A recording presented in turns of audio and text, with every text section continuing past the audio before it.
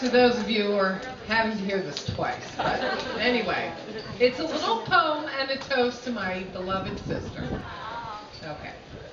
There is a smart lady named Susie, and the yacht club, being quite choosy, wanted her Commodore while she's here at the shore, and we're lucky she was such a doozy. From the beach with her shovel and pail, to her sneak box where she would trim and bail, she left for a while, then came back with a smile, with 3 sons who were ready to sail. It was not long after that Susie wore another hat.